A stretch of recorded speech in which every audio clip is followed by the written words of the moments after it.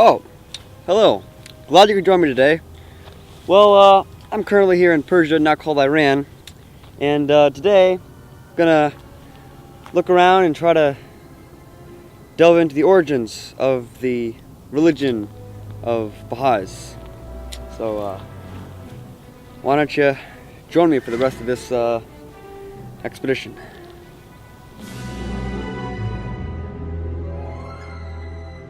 Bahai was founded a century and a half ago by Baha'u'llah, a Persian nobleman from Tehran. He claimed to be a new and independent messenger from God, viewing himself as a divine messenger such as Abraham or Muhammad.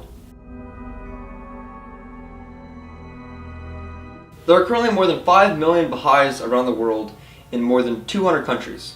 It was spread from Persian and Ottoman roots to Europe and America by Baha'u'llah's son, Abdul Baha, after Baha'u'llah's death.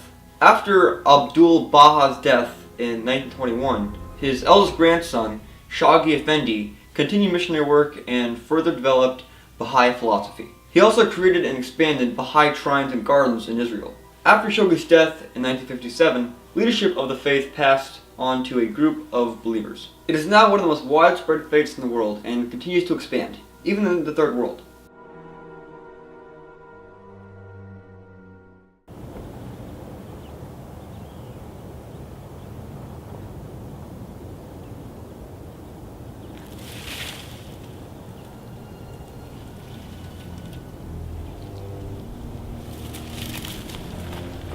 There's only one God, and all the universal creations belong to Him.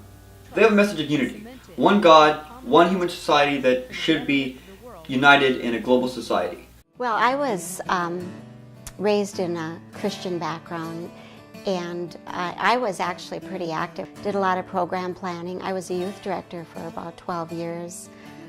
Had 22 youth in a program that I just thoroughly loved. I was a church secretary for a while.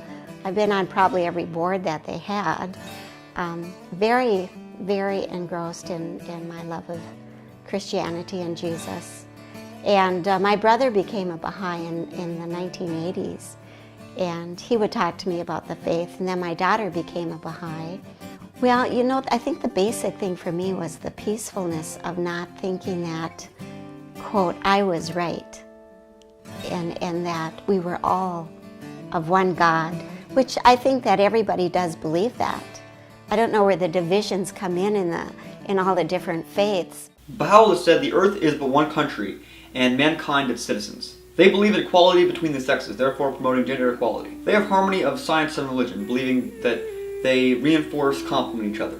Both are needed for the advancement of human civilization. They have a 19-day fast from March 2nd to the 20th. They use this time to reflect spiritual progress. They believe in daily prayer.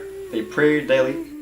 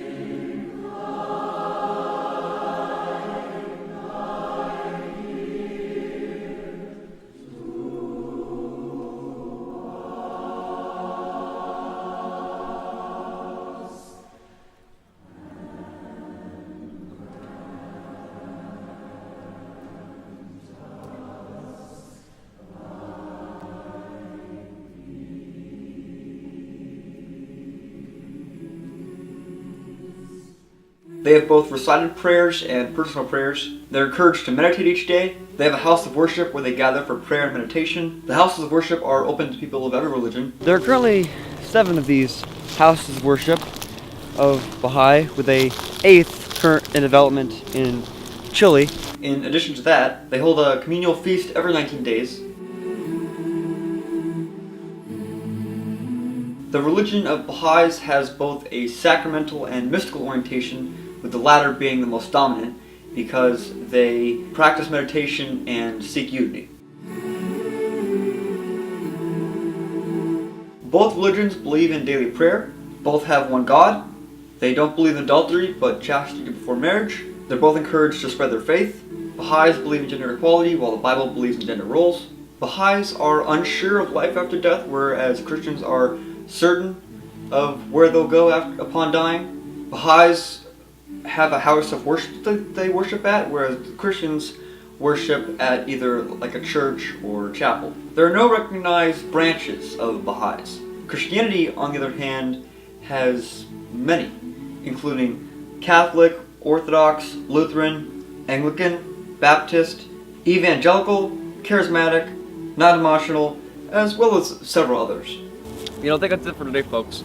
Thank you for taking a moment to explore the religion of Baha'i and all of its origins and facts and locations with me, and hopefully you can walk away learning a little bit more than you did before, while I walk away with sticks and stones and cuts in my feet, because I've walked around a lot.